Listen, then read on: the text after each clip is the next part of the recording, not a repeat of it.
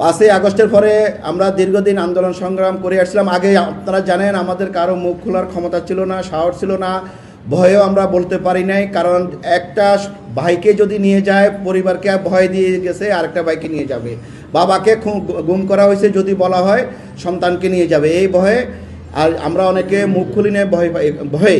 5ই আগস্টের পরে আমরা স্বাধীনভাবে সবাই আমাদের দাবি দাওয়া আদায়ের জন্য, আমরা যারা ভিকটিমদেরকে খোঁজার জন্য, আমাদেরকে চাওয়ার জন্য আমরা সবাই রাজপথে এসেছি।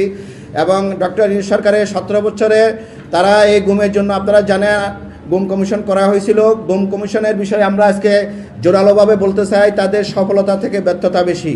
কারণ যারা এনজিও দায়িত্বে ছিল তাদের দিয়ে কোনোদিন এই ধরনের তদন্ত, কঠিন কাজ, দায়িত্ব কখনো ভালো কিছু আশা করা যায় না। তাই আমরা ইউনূস সরকারের গুম কমিশনের সফলতা থেকে ব্যর্থতা বেশি, এটা আজকে সংবাদ সম্মেলনের মাধ্যমে আমরা জানাতে চাচ্ছি। আর একটা বিষয় আপনারা জানেন, আন্তর্জাতিক ট্রাইব্যুনাল যেটা করছে সেইখানেও, যেখানে যে তাদের যারা তদন্তে আছে সেখানে তদন্তের জনবল কম, এবং সেখানেও রাজনীতির কিছু ছত্রছায়া ইনভলভ হয়ে গেছে। কারণ ওটাকেও একটা রাজনীতির জায়গা করে ফেলছে। এবং গুমের যে বিষয়গুলো, সেখানে রাজনীতি এবং প্রশাসনের মাধ্যমে যে ব্যক্তিগুলো গুম হয়েছে সেই বিচারগুলো শুধু আন্তর্জাতিক ট্রাইব্যুনালে করতে চাচ্ছে, এবং যেগুলোর সাথে সিভিল যারা পাবলিক ইনভলভ আছে সেই বিচারগুলো তারা ফৌজদারি বিধিমালায় করতে চাচ্ছে, মানে আন্তর্জাতিক ট্রাইব্যুনালে সেই বিচারগুলো হচ্ছে না।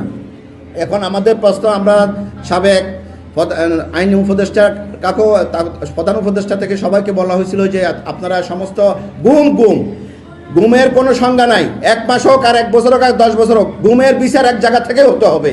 এবং সেটাই আমাদের দাবি ছিল, প্রতিটা গুমের বিচার এক জায়গা থেকে হতে হবে। এবং একবার যেভাবে কিভাবে হয়েছে, কার দ্বারা হয়েছে, কখন হয়েছে, এটার এক জায়গা থেকে গুমের বিচারগুলো আমরা জোর দাবি জানাচ্ছি। আরেকটা বিষয়, সেই বিষয়টা হলো যে আপনার এই যে যারা আমরা গুম হয়েছিলাম, যারা ফেরত আইসি বা ফেরত আসি নাই, 15 থেকে 20,000 লোক এই গুমের সাথে জড়িত। তো আজকে কি হলো, যারা আমরা গুমে যারা আছি, একটা ব্যক্তিকে শুধু গুম করা হয় নাই, একটা পরিবারকে ধ্বংস করে ফেলা হয়েছে। কারণ একটা পরিবারের অস্তিত্ব, কর্তৃত্ব, নেতৃত্ব কিছুই নাই, সর্বশান্ত করে ফেলছে এই একটা গুমের মাধ্যমে। তো আমরা সেই চক্র, ওই শক্তিশালী, ওই প্রভাবশালী সেই যারা আছে, তারা সেই গুমের সেই দ্বারা তাদের এজেন্ডা বাস্তবায়নের জন্য প্রশাসন থেকে শুরু করি, পাবলিক থেকে শুরু করি, সমস্ত জায়গায় তাদের লোক থাকার কারণে আমরা আসলে সবসময় সবাই আতঙ্কে, ভয়ে আমাদের জীবন। আপনি জানেন, আমি বেলাল, আমার বাসায় 2বার কাফনের কাপড় পাঠানো হয়েছে। তো আমি বলেছি যে হায়াত যেদিন পর্যন্ত থাকবে সেদিন, আমি যখন 32 দিন গুম হয়েছিলাম, আমার ছোট ছোট 2টা মাসুম বাচ্চা আছে, আমার স্ত্রী আসছে, তাকে কত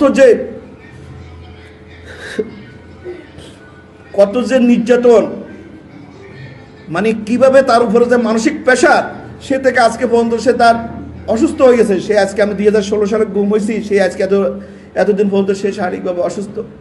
তাকে বিভিন্ন ধরনের প্রবণ, খারাপ, ভালো, এবং তাকে সরানোর জন্য ওই টাইমে 8 থেকে 10টা মামলা করছে, 1টা ঘন্টা বাসায় থাকতে পারে নাই। আজকে আমি আমার আসলে তাকে কখনো আনা হয় না, আজকে তাকে আমি আনছি। আসলে তাকে বলছি যে এই ধরনের প্রতিটা পরিবারের যদি আমাদের বোনেরা, স্ত্রীরা যদি থাকে, আমরা আসলে একটা বিশাল মানে মনোবল এবং সাহস পাই।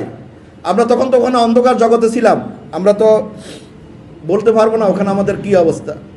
আজকে মাহে রমজান, আমাদের যে ভাই ব্রাদার আসছে, আমি আসলে ওরা অনেকে প্রতিশ্রুতি দিয়েছি যে আমি যদি বেঁচে থাকি, একটা ব্যক্তিরও হলো তার হাড্ডি হলো যে কোথায় কিভাবে গুম করছে, এটার বিচার আমি ইনশাল্লাহ, যদি আমি বেঁচে থাকি। তাদেরকে যারা আমরা একসাথে সহযোদ্ধা ছিল, তারা তো হয়তো আজকে নাই, আজকে দেখছে অনেকেই ফেরত আসে নাই, তার কোথায় গেছে তারা।